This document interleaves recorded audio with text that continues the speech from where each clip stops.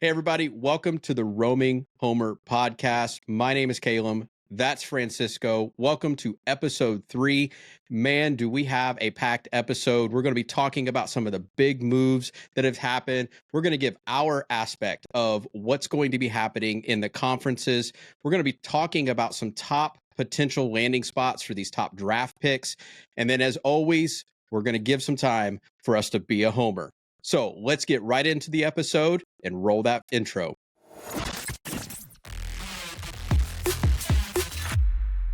Hey, man, what is going on? It has been another incredible week in the NFL. Again, my name is Caleb. That's Francisco. This is the Roaming Homer podcast. So, Francisco, let's jump into this, man. What's your thoughts so far on a week that has been probably one of the most unprecedented weeks of NFL? The last episode that we did was just a chaotic free agency. We still had some things going on, but let's get into our first segment and let's talk about some big names. What you got? So Derrick Henry, let's get him off the board. I called it. I called it last week. You did. You did last week and say he's going to the Ravens. He did sign with the Ravens a 3-year, I believe it was a 2-year deal, 3-year deal for $18 million. I think it's a good signing. I don't think it's a great signing. I think it's a good signing.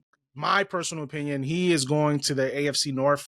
And that man's going to get pounded. He is going to get pounded in that division. I'm telling you, it's not going to be like he was in Tennessee. He's not going to have that kind of ground to run. It ain't going to be that way. And this is my outlook. I didn't believe that he was going to go to the Baltimore Ravens like you had said. I was hoping. This was my homer section, that he was going to come to Miami for at least a couple of years, get us that pound and ground with some of our speed. But it is what it is. But I'm going to differ with you just a little bit on what Derrick Henry brings to the Baltimore Ravens. We've already seen what Baltimore has, and getting into that AFC championship and getting into that the deep into the playoffs. But here's the deal. Now you have to defend a mobile Lamar Jackson and the king Derrick Henry. So the linebackers are going to have a massive time, and D coordinators are going to have a massive time trying to figure out what's happening there. Because listen, Lamar's not a one-trick pony. And he has surpassed all of my thoughts of a smaller quarterback being mobile. He's a smart quarterback when he runs. But you add somebody at the caliber of Derrick Henry in that backfield, I don't care if Derrick Henry is half of the touches that you have what he did in Tennessee. He's still a threat, and he's still someone that those linebackers, those safeties, the D linemen, they all have to take in consideration whether they spy Lamar Jackson or they play the run. You get burnt one way or the other. I think the Derrick Henry signing is probably one of the more scarier signings that has happened so far. I don't think so. I mean, listen, he's up in age. You know, he's almost 30. You know, you already know running backs start to wear down, you know, when they get towards the 30 mark. He's playing in a division where it is hard-nosed football. It's been like that since day one. You have multiple teams in that division with defenses that will knock him out of the box. I'm telling you, you've seen what happened in the division last year. People getting hurt left and right in that division. Big names going down. Nick Chubb went down playing against Pittsburgh, but we all know, you know, they're to me they're a dirty team. But that's another point. That's your opinion. That's your opinion. Yeah. So I'm not the only one who says that though. But he's going against a division where he's going to have to go against guys like Myles Garrett. Listen. I just don't see him going crazy like he did in Tennessee. He's not going to do 2,000 yards again. He's just not. He's not going to have those kind of numbers. I don't think he's going to get 2,000 yards, but I don't think you take away the threat of him, because you think of like somebody like a Jerome Bettis that had a pretty decent long career with the Steelers, and he was a pounder when it came to hitting those runs. He wasn't a scat back. He was running. So I see your face, but don't tell me you thought he was like a LaDainian Tomlinson, you know, do you realize Le'Veon Bell type of scat back. Do you realize how big the bus was? He's twice as big as Henry was. He was built He was built for that division. He's not. He's not But built for that division. And Henry is not a scat back. I understand that.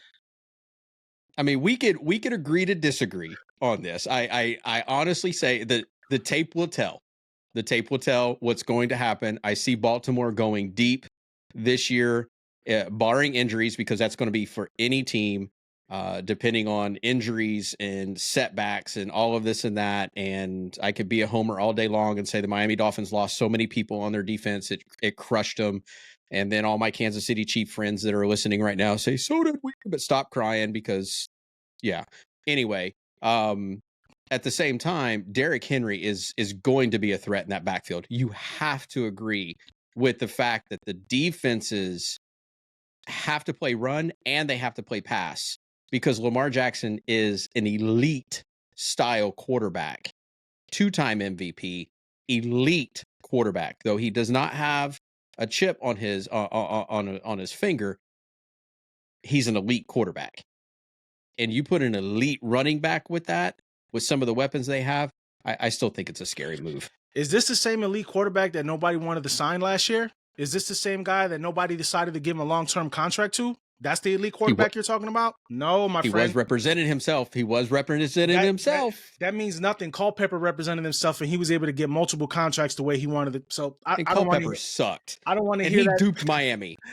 Miami. Let's not talk about Culpepper. Let's not talk about Culpepper.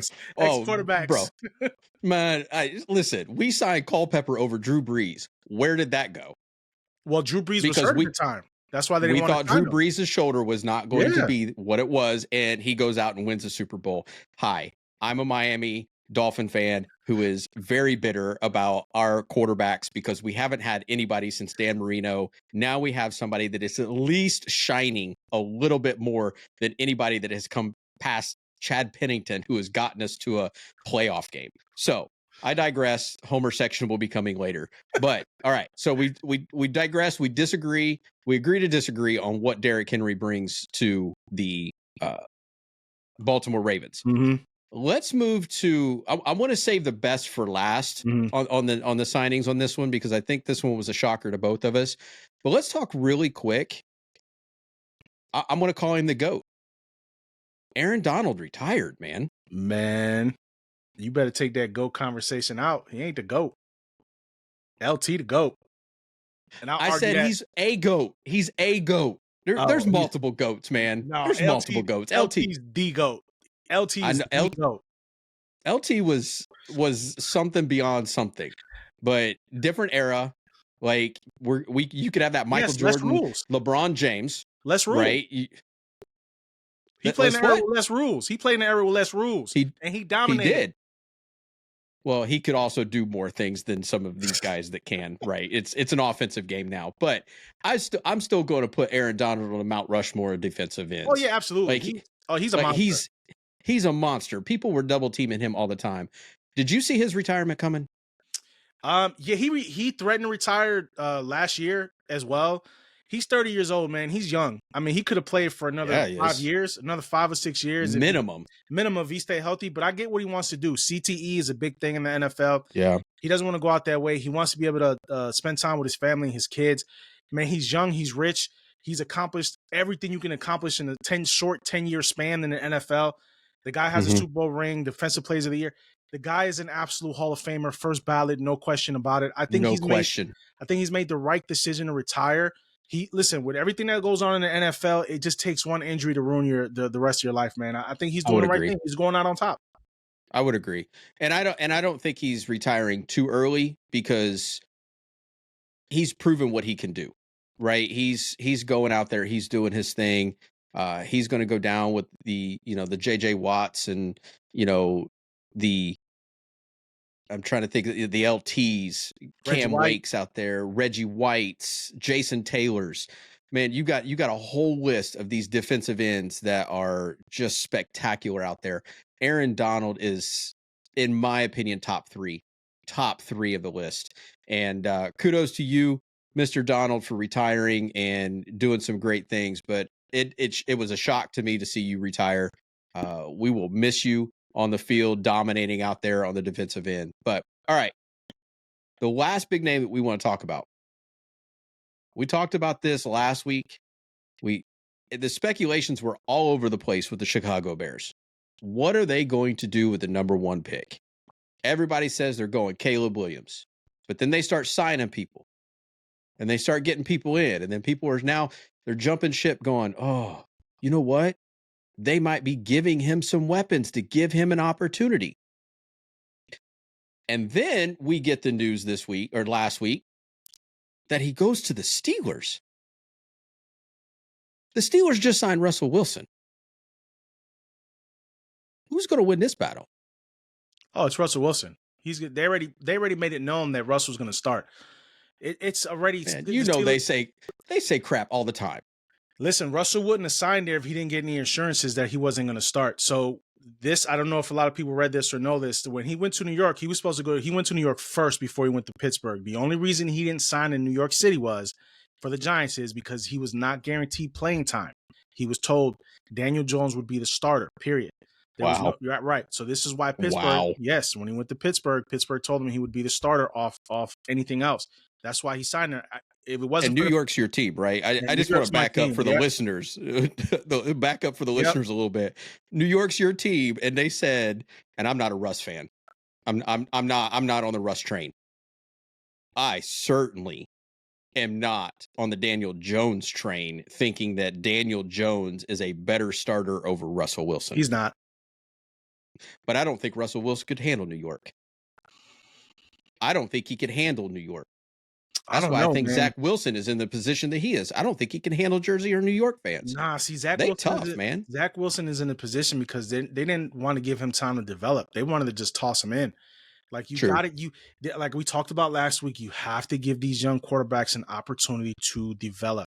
This is why Chicago just threw Justin Fields away. This kid is ultra talented. You see sparks of what he can do when he has the weapons around him, when a game plan is built. And I'm not the only one who feels this way. When we talked about how you need to build your offense around the qualities that your quarterback have, this was the same argument they were making on ESPN too, that these people are not building offenses that suit their quarterback.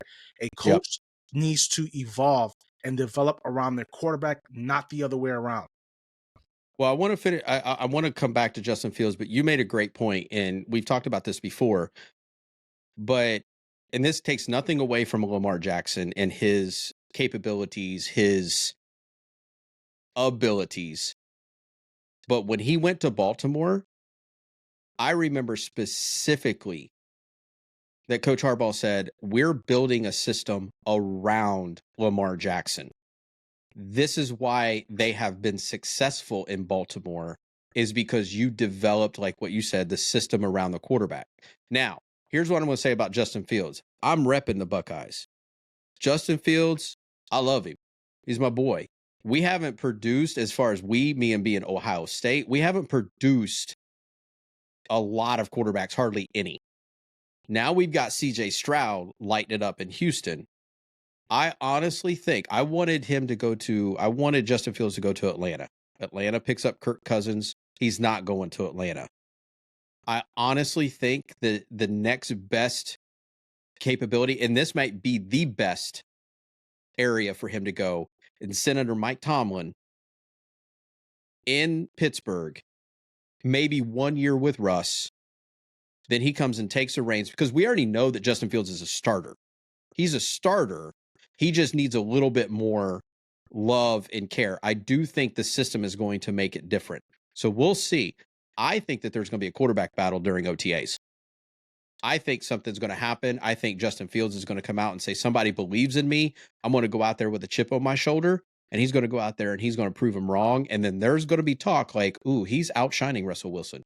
If he doesn't, I bet he plays this year. I bet Russell gets pulled. I don't think he's going to get start. And the reason I say this is because he didn't get to do what he should have did the first time, was sit a year and learn. Okay.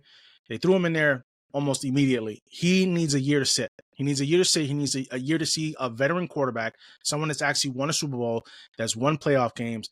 Watch how he plays, learn. Listen, Russell is still a capable starter in this league. He's going to start and he's going to finish the year if he stays healthy. I just don't see them. You're not going to take him out of a situation in Chicago where they didn't want him anymore and put him in a situation in Pittsburgh where they're going to throw him in there and start again. It's not going to happen. They brought in Russell for a reason, and that's to be the guy who's going to teach Fields how to play the right way. Listen, Russell still has all the intangibles. He can still teach the kid. Russell's making $29 million a year. What does he care? He's still getting paid. He wants to compete. He's going to go in there and compete. Yeah. But they're not picking up his fifth year option. I hope you know that. Pittsburgh already made it known. They're not picking his fifth year option up. This is kind of a show me year for him. If For he's Russ able or to for learn. Justin? For Justin. They already told him they're not picking up his fifth year option. So check this out. I did read that, but did you also see how much they're paying for their quarterback room for this year? Like $4 million. Bro, that is like that's a piece of pocket lint and some bag of chips. Like they've got two decent caliber, one Super Bowl winning, and a decent caliber backup. We're not talking about some Joe Schmuck sitting on the bench. We're talking about a starter who was there and that has all the intangibles and the capabilities in Fields. You got two decent quarterbacks sitting in there for $4.5 million this year. And Chicago gave him away for nothing. They gave him away for nothing. You can't lose with that. You can't lose with that. For nothing. So that's crazy to me. I don't know. It's going to be good. So, all right. Well, that's the first segment. We are moving on to the second segment of our conference outlook. So, listen, I want to take a few minutes in our second segment here as we move on. And we're not going to spend a lot of time on these conferences, but I want to hear from you. We're going to talk a little bit about these different conferences. Who do we see coming out of these conferences? Who do we see as sleepers in these conferences based on what we see today? Now, we know the draft is coming. We know there's a lot of prospects in. There's a whole lot of movement that can happen within the next several weeks to come and beyond.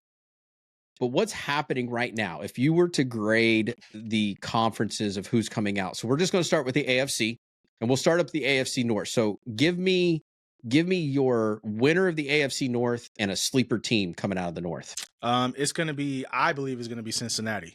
I think Cincinnati with a healthy quarterback, he can carry a team. He just can. You know what I mean? I think they're going to win a division. I think they're going to have a comeback year this year. I think they're going to do well. The sleeper team is going to be, I mean, they're not really a sleeper team, but I think the Browns are going to bounce back. I think they'll make the playoffs again this year with a healthy Watson, with the way that defense is loaded up right now. They're my sleeper team to come back out of the playoffs. I can care less about Pittsburgh. I really can. Let it be my homerism. I hope they finish last in the division. I really don't care about them, but I think, and then obviously, Baltimore is going to make it. So I think we're going to get 3 playoff teams out of the division again this year. That's a big, bold statement right there, I think. So my take for the NFC North, I got Baltimore taking the North. I do. I think with the additions that they have, I think with the caliber that they have and the longevity sitting there with Lamar and Derrick Henry, I just think they're going to pull it out and they're going to win the North. Now, my sleeper team out of the North, I'm going to pick the Bengals. I think the Browns may pull it up and come second, but I'm going to talk about the Bengals. My only thing, the reason I'm pulling them as a sleeper team, Joey Burrow is going to come back. He's going to be healthy. They did get rid of Joe Mixon, so I don't know what they're going to do at running back right now, unless I missed a pickup at running back. Maybe they draft somebody. Maybe they trade for somebody. But I just don't see them winning the division. I still think that they have the capability of doing well. So it's going to be Cleveland, Cincinnati for me for the Battle of Ohio, but for me it's going to be Baltimore coming out of it. So let's talk about the AFC East, my division. Who do you see as the team coming out and the sleeper team? Buffalo. Buffalo's going to win that division this year. I'm just sorry. I don't like you. You don't have to like me. I just think Buffalo. I think Buffalo's gonna win that division, and I think the Dolphins are gonna come out second in that division. They'll make the playoffs. Dolphins will Miami make the playoffs, but I just think Buffalo's gonna win that division. All right, I'm gonna be a homer. I know our homer section's coming up, but with the additions, I was nervous when I saw all of the big names leaving. Christian Wilkins, Robert Hunt, Jerome Baker, Xavier Howard. But what we signed over this last week and a half is pretty amazing. Hoyer, uh, Shaq Barrett. We've replaced a lot of pieces that we actually needed, and we did it for less than what we were going to pay Wilkins. And so we rebooted some of that. Now, to me, I think Buffalo lost a lot. I think Buffalo is still trying to figure out what they're going to do with Stephon Diggs. I just don't think that they're going to have it in the tank this year to win the division. I think finally, Miami comes out on top and wins the division. I do think that both of them go into the playoffs from the for the AFC East. So that's my take. All right, let's move on to the AFC South. What you got? This is a tough one. I mean, it's a tough one because I think with a healthy Trevor Lawrence, which he was not towards the end of the last season, Jacksonville comes out of that division running away with it. He was hurt towards the end. They should have won that division outright, and they didn't. I think they're going to win a division this year if he stays healthy. He's good. You just can't put it past him. The guy's good. Like I said, he was hurt. He was not healthy down the stretch. This is why they lost as many games as they did. I think they win that division outright. I think Houston comes in as a wild card after them. I mean, that's the way I see it right now. It's a 2-horse race. Don't get me wrong. It's going to be between Houston and Jacksonville, but I think Jacksonville has the edge. Okay, I'm going to flip flop that. Not just because I'm a CJ Stroud homer, but I think the second year of this kid, I don't think he's going to hit his sophomore slump. I think with his star receiver coming back from injury, the additions that they may make in the offseason along with the draft, I think they are building around CJ Stroud. And just like what we talked about, you build around your quarterback, that offense, it's all good. And they are all in on CJ Stroud, and he's already proven it. So I think he takes it. I think Jacksonville comes in. I don't see Jacksonville being that horse that can last the entire race.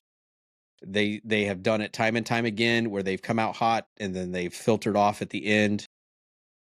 I just don't see them happening. So I think we're not even going to talk about Tennessee because I don't even think Tennessee's got a dog in this fight. I think Houston wins the division, and we have a dogfight for second between Indianapolis and Jacksonville. Let me make one point though. I think you will see a regression in Stroud this year because they're going to have a full year of tape on the kid. If you think that he's going to pull off the same stuff that he was pulling off last year, it's not going to happen, man. You're going to see a small regression. It's not going to be as I'm telling you. When people get tape on someone and they learn his mannerisms and they learn which way he is and how unpredictable it can be and which way he runs, they will pick up trends. The NFL is the NFL for a reason. Every team is unpredictable. You know what I mean? So you will see a bit of a regression from him this year. I agree. I think with anything, being a coach for years and watching tape, you find weaknesses. But as an offensive coordinator, you find new strengths and you add new additions. CJ Stroud is not a unicorn. He is a very accurate passer, deep ball passer. He is a very high IQ kid when it comes to that position.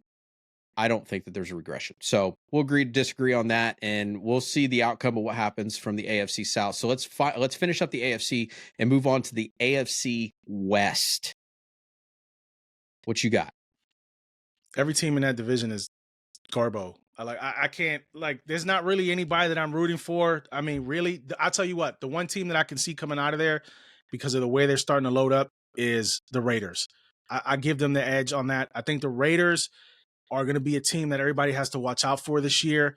They're starting to load up. They're going to look really good under Pierce. I think they're going to run away with the division. Now, the second team that I think is going to have a shot to win the division is obviously it's LA. You know what I mean? It's going to be the Rams. I think they have a chance to particularly win that division. Other than that, though, I just don't see anybody else. And you're meaning the Chargers, right? The I'm Rams sorry, are the the Chargers. NFC. Yeah, Yep. Chargers. Yeah, Chargers. So I'm gonna Yes, agree with you on that. Because of Harbaugh. Yeah. Yeah, I agree with you on that. That was my two picks. Is the Raiders? I think they're moving in the right direction for the first time in a long time, and I think the Chargers are going to have a newfound gumption with Harbaugh coming in. Though I don't like Harbaugh, he does well with quarterbacks, and Justin Herbert's not a chump, but he's not an elite quarterback. And he's not an elite quarterback. I don't know about that. Show me elite. Give him the weapons. Give him the weapons. No. Elite does it without it. That's why I'm not even saying Tua's elite. Tua's not elite, but Tua's better than Herbert. Prove me wrong. Okay. End of story on that discussion. Yep, there we go. I'll let that go. I see you quiet over there. I let it quiet because I ain't trying to argue. I ain't trying to argue with you. He's not better. Tua's not better than him at all. At all. Go stat that numbers don't lie. Anyway, all right. So that's the AFC. So we're going to move the NFC real quick. Let's talk about the NFC North. A lot of movement here, in division movement too. So what do you got coming out of the NFC North? Green Bay. Listen, that boy Love had a coming out party. He had a coming out party last year. Green Bay always does this. Everybody thinks they're going to be down. Then they have a quarterback that sits in the wings. Jordan Love sat 4 years behind Rodgers, the same way Rodgers sat 4 years behind Favre. And what happened? He went off, and I think it's going to be the same thing. I think Green Bay is going to be the team to beat in that division. The second team coming out of that division, it's going to be Minnesota. It's not. I think it's going to be Minnesota. They still have a lot of the same weapons that they had going into the season. They're just going to have a different quarterback under center, but I don't see Chicago going anywhere, especially if they're going to have a rookie quarterback, and we'll get to that later. I don't see it. I'm telling you, I just don't see it. I think it's going to be between Green Bay and Minnesota for the Green Bay for the division, and Minnesota fighting for a playoff spot. And you did not even mention the Detroit Lions at all. Nope. Detroit's under Dan Campbell. Detroit was the blue collar team of all blue collar teams. And Dan Campbell got them to work. They played with a chip on their shoulder. All right, so NFC North for me. I'm going to agree with you that it's going to be Green Bay. My second is going to be Detroit. I think it's going to be a close one between them two. We'll see what happens with Jordan Love. Can he have a good second year and not regress?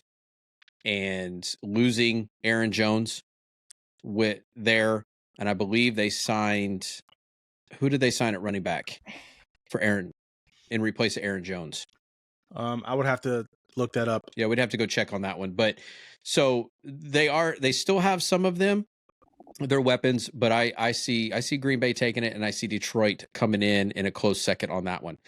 All right, NFC East.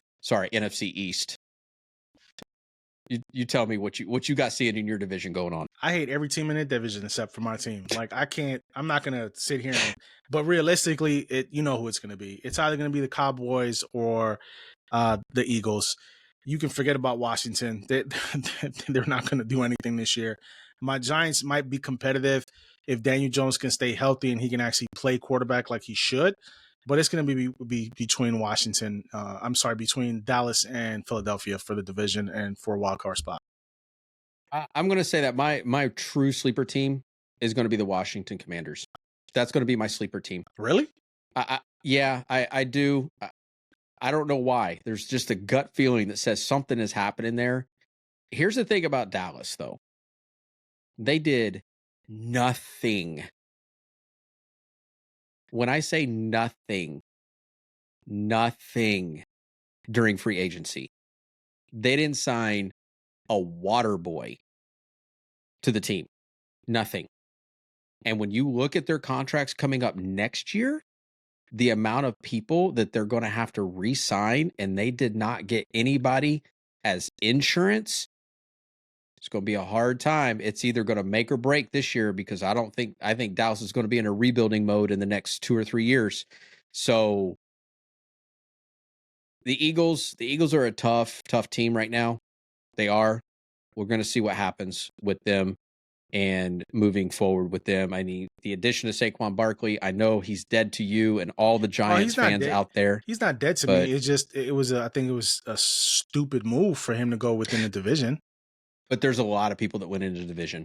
There's a lot of people that went into the division. Aaron Jones left Green Bay and went to Minnesota. So you've got a lot of people moving in divisions. Jordan Poyer went from Buffalo to Miami. So there's a lot of things going on there. So NFC South, probably the worst division in football right now. NFC South. What do you got? Look, I got to give old boy credit where credit is due. I think Baker winning the division for Tampa, you know, he showed me something. I mean, I know he did. He took the Browns to the playoffs too. I think I got to stick with him. I think I got to stick with Tampa Bay for right now until they lose the division.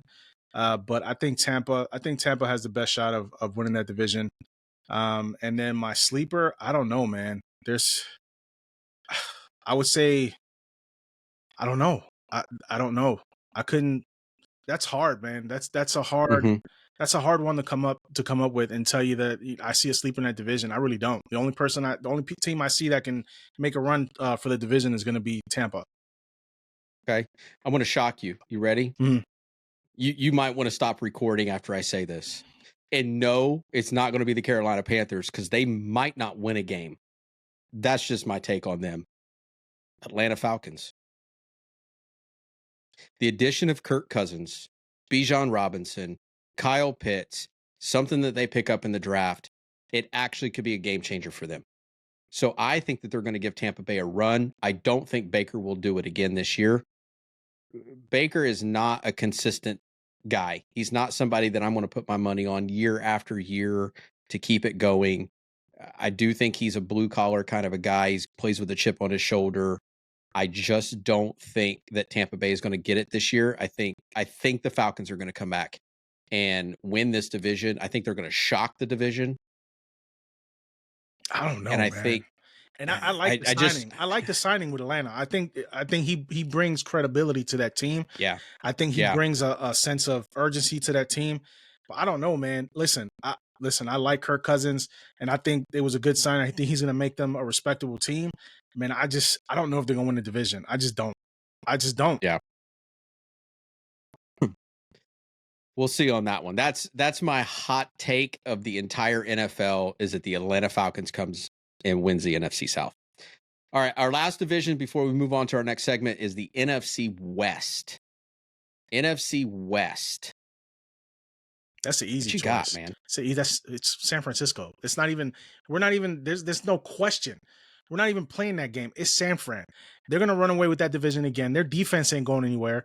You know what I mean? They're one of the most solid teams. That, listen, Brock Purdy can be a game manager. You can call him that all you want to, but that man has gone out and won football games. He's taken you to Super Bowl twice already. So let's keep that in the same motion. There, he's going to keep getting better every year. It's going to be San Francisco. Now the team behind them, I think is they lost Donald, but I still think the Rams still have an opportunity to, make the playoffs if they can keep Stafford upright and healthy. Even though Stafford's getting up there in age, they still have an opportunity. But San Francisco's going to win that division hands down. I'll agree with you on San Francisco. They're the most talented team right now, and we'll see. So, yeah, I don't know. I think we missed something. I want to back up. We didn't even talk about the Chiefs out of the AFC West. Did we miss the Chiefs? No, I didn't. You didn't even. Nobody talked about the Chiefs coming out of here. Wow. You know why? Because everybody's done with the Chiefs. Everybody's sick of the Chiefs. I've been done with. Everybody's Chiefs. sick of the Chiefs. They don't want the Chiefs winning anymore. It's over. It's a wrap. Sorry, Chiefs fans. Chiefs fans. And here's the bad part. But Mahomes is so likable. He's such a likable guy. Like I can't hate him. Like Brady, I had a disdain in my pores for Tom Brady. Like the hatred for him was oozing out of me. It's not even that he played in Boston. I just didn't like the guy. I just thought he was fake. Yeah. Mahomes is such a likable guy to hate. But we're tired of Kansas City. It's the New England effect where people are tired of them winning. They want somebody else to come in. Don't get me wrong. I'm glad he's getting his rings because he deserves it. They worked the behinds off, but we have fatigue, man. We have Kansas City fatigue. We're over it. Yeah. Yeah. We'll see. There is rumors that OBJ might be heading out to Arrowhead. So of course, finish out his career. But I think this is a topic for another segment, but this is my hot take. OBJ is probably one of the most overhyped, overrated wide receivers that have ever played the game. So you can bank on that one. We can clip that all day long, and I'm sure I will get hate mail for that one. But I do truly think that he's pretty well overrated, and he's done. So wherever he goes, he'll be a position player at best. All right, so we finished up the conference outlook, some good takes on that one. So I want to hit our next segment, and I want to talk about some potential landing spots for these top draft picks. So I'm going to go down these draft picks. I want you to tell me where you think some of these guys might go. All right, we're just gonna rapid fire. We'll talk a little bit about each of these guys too, but let's just see and just kind of dialogue with some of the teams. I put this guy on here because I'm still a homer. I'm wearing the gear today. But Marvin Harrison Jr., probably one of the most prolific college top wide receiver prospects in a decade. Where do you think this guy's going to go? Man, honestly, he should go number 1 overall, but that's not going to happen now. Because I thought if they would have kept Fields, he'd have went to Chicago. I just don't think that's going to happen right now. So honestly, I think he'll go number 2. I think he's going to go to Commanders just because of his skill set. They need somebody with that kind of length and that kind of speed. I think that's where he's going to land. I think he'll go number 2 overall. Okay. Now, I've seen a lot of draft mocks or mock drafts, and a lot of them have him go into the Cardinals. No way. What do you think about that? No way he drops to 4. There's no way he drops to 4. Yeah, there is. There is, because if we start looking at the top 3, you've got Chicago, who we now know is not going to trade their number 1 draft pick. Right. They've already solidified that by getting rid of Fields. So they've showed their hand. They're taking the number 1 overall draft pick. They're not taking Marvin Harrison Jr. because they don't have a quarterback. So they are taking a quarterback, which number 2 on my list is Caleb Williams. We're both going to probably agree. Caleb Williams going number 1 overall to the Chicago Bears. Absolutely. I hope they do him well. I'm not a huge Caleb Williams fan, but I hope they do him well. And the biggest thing for me, I just think with anybody that goes to a quarterback, especially the quarterback position, the team you go to makes or breaks you. 110%. And we'll see what happens to Fields going to the Steelers if going to the Chicago Bears broke him. But the Commanders, I do think the Commanders need a quarterback. They need a quarterback. They do not have their quarterback of the future. They don't. So you're talking about number 2 taking another quarterback. Who's got the 3rd pick of the draft? New England Patriots. They need a quarterback. And they're going to draft a quarterback. And I think that quarterback. So then the 4th. Oh, I'm sorry. Go ahead. And then the 4th pick is the Arizona Cardinals. Yeah. So you got the first 3 picks going to be quarterbacks, and the first wide receiver off the board is going to be number 4 going to the Cardinals, Marvin Harrison Jr. Man, I don't know. I'm telling you, I just don't see them passing up on these quarterbacks. If you ain't got nobody to pass to the best available, what you gonna do? I don't know. What you gonna do? This quarterback draft class is weak, though, bro. I don't know. It is weak. You can trade back. You can get a quarterback. You can get a quarterback later on. You don't need to take a quarterback right now. You've always find gems in a quarterback, 2nd round, 3rd round, 4th round. Look at Brady, 6th round. Maybe. Everybody is looking for that next Brady and that next Purdy that can do that for you. They are diamonds in the rough. They are unicorns. You're not going to find them like that. So we both agree. The second one I have on our list was Caleb Williams. We both agree he's going 1st overall to the Chicago Bears. 3rd on my list is Drake May from UNC. Haven't heard a lot about him. I've heard a few things coming out of UNC, but UNC is not a football. I mean, we live in the Carolinas, man. It is basketball territory here. It's UNC Tar Heels. It's the Duke Blue Devils basketball. Nobody really cares about UNC football, but we've got a quarterback sitting up there that is possibly going to go top 5. Where do you think he might go? You know where honestly, I hope he drops a little bit more and he gets down to Tennessee. Tennessee would probably be the best landing spot for him because they're in rebuilding mode and they need a young quarterback. I think Tennessee would be the perfect spot for him to be. Okay. And where's Tennessee drafted? Number 7. Number 7. Okay. All right. I see him going to the Commanders. I see the Commanders taking a flyer and picking up Drake May at number 2. I see him the second one off the board. When I'm looking at these quarterbacks, it's just a name that keeps popping up at him going over some of these other ones. We've got Jaden Daniels from LSU on the list. Do you think New England takes a flyer on a Jaden Daniels, or do you think he's New England material? I don't know, man. They need a quarterback.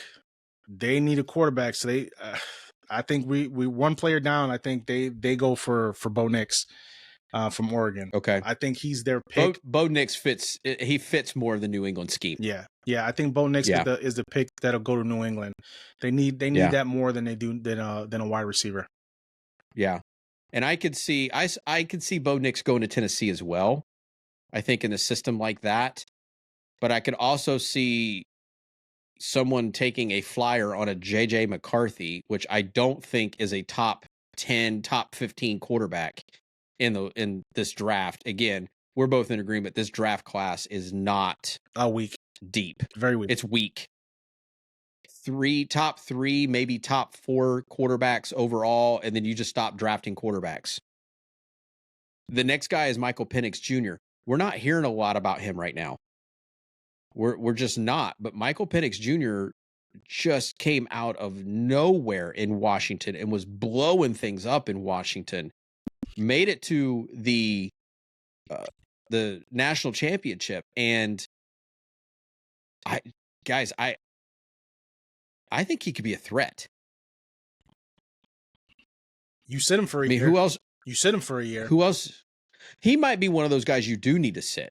So who's he going to be behind?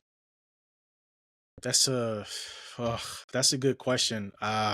Question is could he go to Tennessee and sit behind my beloved Ryan Tannehill for a year and be that guy? Or where's he going? I mean, I don't know, man. It depends what the order is, because I think my squad. I think the Giants are going to trade down. I don't think they're going to pick at 6. I think they're going to get some draft collateral and trade down. I think the person who goes up to that 6 spot, if he might be picking up Michael Penix. Might be picking up Michael Penix if they move up to that 6 spot.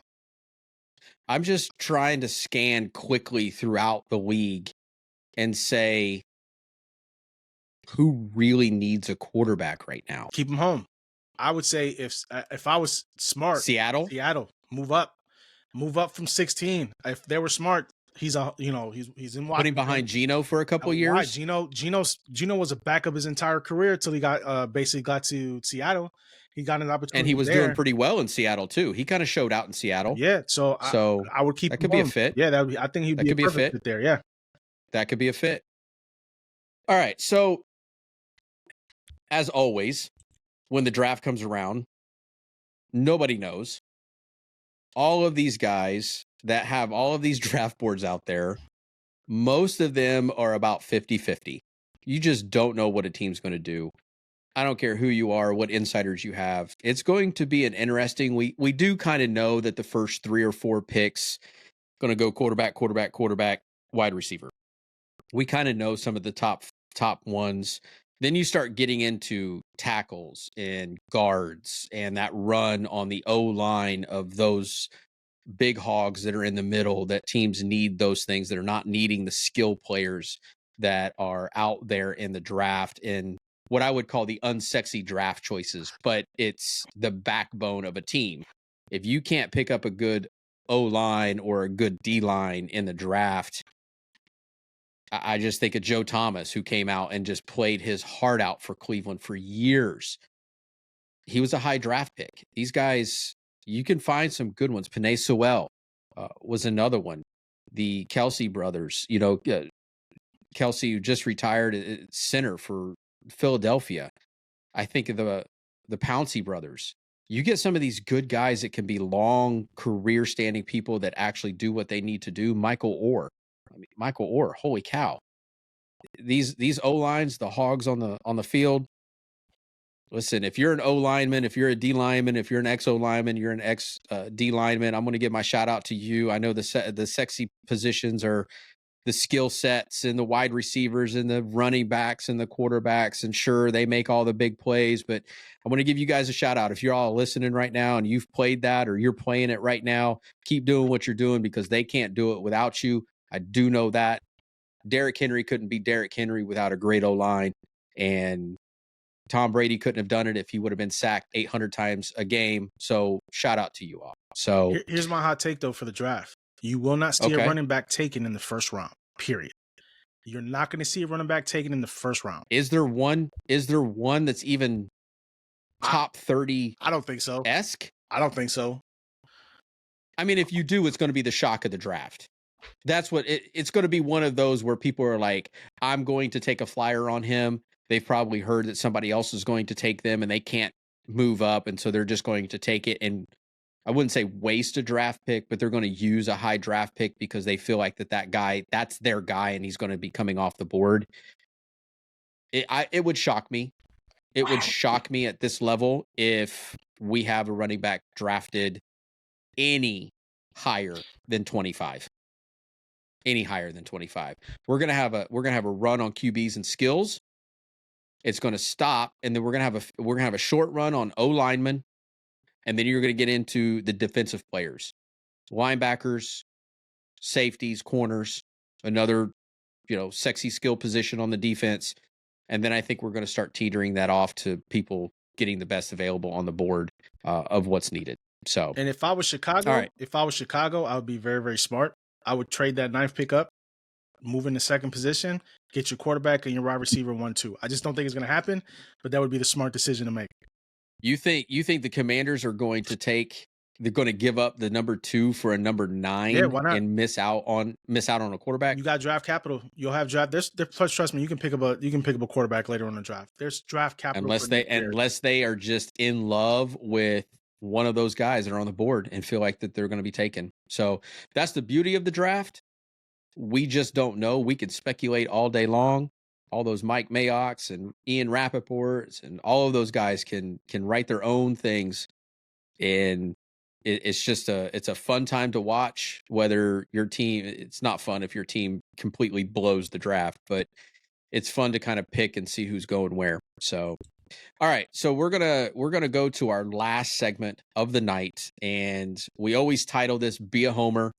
Name of the podcast is Roaming Homer, which basically is this. We don't live in the cities for the teams that we root for. Many of you that are listening to this podcast or watching us on YouTube are in the same way. You don't live in the cities that you root for, which means you're a roaming homer. So let's take a few minutes here, Francisco. Let's talk a little bit about our teams. Miami, the Giants. How are you feeling right now? What's some of the big talk that you've got going on in New York? So as far as free agency goes, the Giants got top marks from a lot of people. They loaded up on that line, which they should have done for years. And I think they have no choice but to load up on that line because if you want to make this Danny Dimes look good, you have to protect him. That's one of the biggest problems New York has had over the last 10, 15 years. You can't protect anybody. Eli was running for his life towards the end of his career. And, he could have played a little bit longer if they were protecting him the way they should have. Now, as far as draft goes with them, I personally, they take JJ McCarthy, Giants fans are going to riot. They're going to absolutely riot. You do not take a kid, then not throw in that system. He barely threw the ball in that system in Michigan, period. He is not. And he tanked right in the combine. He's not I'm that just going to say that right now. He's not that guy. He's not. Let's not make the same mistake we made with Danny Dimes. Trade down, get some draft capital, wait. You got some free agents coming up next year. Look at Justin Fields is going to be a free agent next year. You know what I'm saying? He's young. Take a flyer. You can take a flyer on him next year. I think he's going to be a Steeler, but that's my take on that. Do not trade your future. Do not trade, your future for somebody that's not going to be any good for the first 3 or 4 years in the league. trade down, Yeah. continue to build that line. I think that's the best thing for them. But you know how New York does. They want to be flashy. They want to make a big splash. They did that already. You did that in free agency. Mhm. Now shore up that line, pick up another weapon at wide receiver for Danny to throw to, and go from there. Go from there. Yeah. Yeah. That's good. So from the 305 from Miami, last episode, my heart hurt. I was crying. I was saddened to see all of these guys leave. And then just like that, they pulled me back in. They give me hope. And just like the Dolphins always do every year, I hope it's not false hope. I hope it's not false hope. Because what we lost, X, Jerome Baker, Wilkins, Hunt, Andrew Van Ginkel, lost a lot of guys. But we signed a couple of guys that made me smile.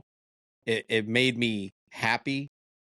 I kind of shouted out loud. The first guy is Jordan Poyer. Sorry, Buffalo fans.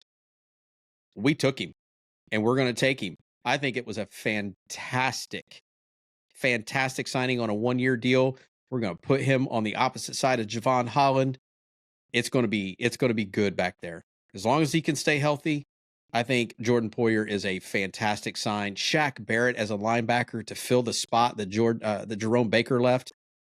Okay, we're good. Bradley Chubb, Jalen Phillips. I saw something on Instagram that their rehab is going extremely well. I don't know if they got on the Aaron Rodgers rehab or what they got on, but the outlook is ready for week 1. I hope they don't push it, but I would love for them to be week 1. And the other big signing for me, we signed a couple of O linemen, which I think were great because we needed to. But Jonnu Smith, man, tight end from Atlanta. We've got a blocking tight end. We've got a catching tight end. I think we made some extremely good moves. Now, I would say this to the Miami Dolphins front office. Don't let me down. Don't let the conglomeration of the Fins fans, the 305, don't let us down this year. This is our year. This is our time to make a splash. We thought we were going to do it, make a late run. Injury prones, the injury bug got us, and we didn't do what we needed to do. We've got to get there this year. I think we can make it happen, and I'm pretty excited about what that is. So, well, man, that's our show. So I want to toss it back over to you for some final thoughts before we kick into this outro and regroup for next week. But it's been a really good show. So what's the final thoughts you got? Listen, man, I'm excited for draft. It's right around the corner, a couple weeks, man. It's going to be a long couple days because you already know they stretch it out. They make it a big thing the first day, and they only do one round. But I think it's exciting, man. And the first round is really not for me. I prefer second, third, fourth, fifth, and sixth because that's where you get your diamonds in the rough. And I think that's where you're going to see a lot of value come in for a lot of these teams who are tight when it comes to the cap. I think it's going to be a lot of finagling around because some of these teams have to find the room to sign their guys. They have to. There's no way around it. So you're going to see a lot of trades. Believe me when I tell you, there's going to be a lot of trade movement in the draft this year because people are not going to be able to afford whatever position they're in, and they have to go cheaper. So you'll see a lot of that moving around. I think it's going to be exciting. Yeah, I'm excited for it. I do say that there's probably going to be a lot of movement in the draft, probably more than we've seen in the last couple of years. So I'm pretty excited about that. That's coming up here in just a month or so, right? We've got it coming up. And just to let you all know, we may be doing something exciting for the first night of the draft. So stay tuned. If you are not following us on Instagram, you can follow us on Instagram. Hit that like and that subscribe button on the YouTube channel so you stay up to date to all of the new episodes that we're running. You can check us out on Facebook as well to keep updated with anything that's happening with the Roaming Homer podcast. Well, guys, that's our show. I appreciate you guys coming on board, listening to us once again as we just lay it out there. Just two guys' thoughts about loving football and talking what we think that's going to happen. And as always, guys, hit that likes, hit that subscribe, follow us on Instagram and YouTube. And we really appreciate your support. Hey, if you want us to talk about your team on the show, drop us a comment in the YouTube channels. We will certainly give a shout out to you and to your team. We want to celebrate you, the roaming homer, during our shows. Well, again, for Caleb and Francisco, this has been the Roaming Homer podcast, and we will see you on the other side.